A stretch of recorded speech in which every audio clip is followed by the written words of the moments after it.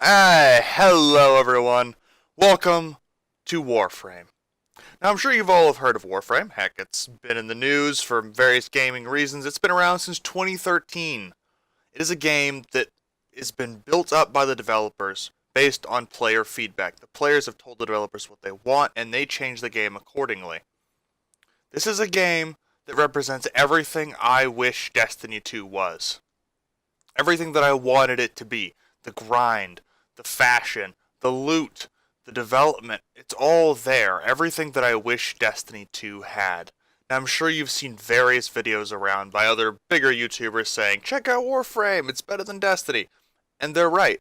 I am now approaching 300 hours in Warframe, and I do not feel like I have accomplished anything.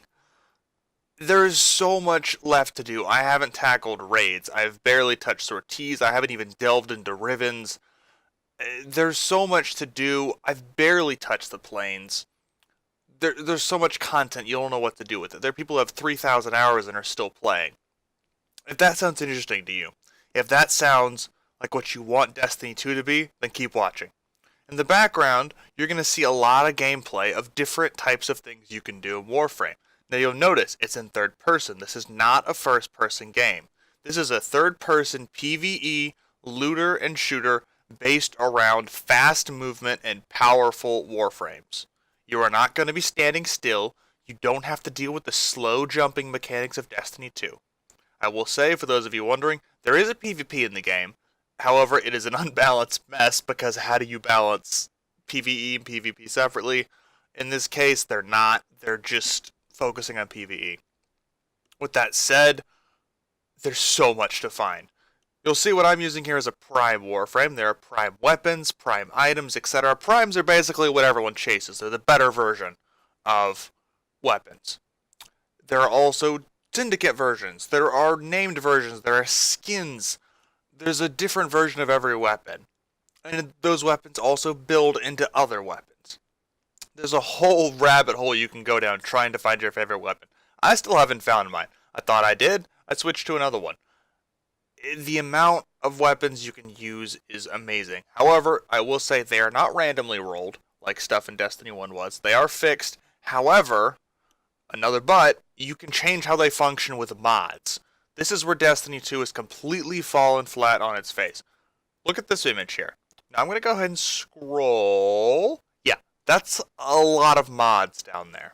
That's a lot of stuff that you can slot into your weapons. Some of them are useful, some of them aren't. But depending on how you set up your weapon, it can do different things. It can do different types of damage. It can fire differently. It can explode. There's a whole list of things you can do. And it's insane. That same level also exists in your warframes. Depending on how you mod your warframes, they'll act differently. You want more duration, your abilities last long. You want more efficiency, they consume less energy. You want more power, they hit harder. You want them to have more range, they can cover the map. It's all about what you want your warframes to do. Some warframes you can mod for speed and focus around one ability. Other ones you can focus around their whole kit. It's really up to you how you want them to play. And the cool thing about Warframe is there is no bad item. Now, at base level, almost everything's bad. But with Forma, which is something that exists in Warframe, where you put a slot, and then the mod that you put in that slot has its, basically the number that it's taking up in the top left there is cut in half. And you can do that for any weapon. For example, there's a weapon that is very popular right now called the Opticore, but to actually make it amazing, you have to put 7 or 8 Forma in it, which is a huge investment. Base level, it's not that great, but that's the point, is that almost any weapon can be made really good. So if you like something, don't let anyone tell you it's trash. You can make it good. Now, is everything perfectly viable? Not necessarily, but good and viable are two different things. Same thing applies to warframes. Some are better than others, but it's given the situation. Now, with all of that being said, here is just some footage of a mission in Warframe.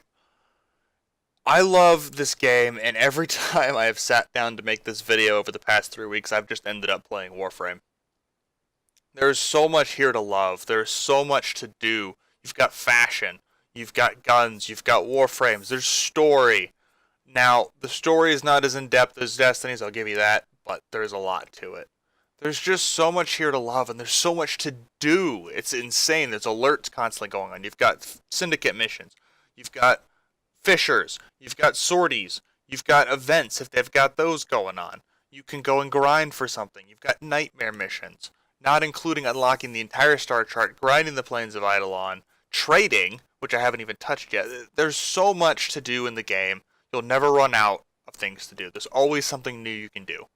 Now, is there a limit to how much you can find to do? Probably. But if you're someone who always wants something to do, like you wish Destiny was your go-to game that was your hobby, Warframe is for you.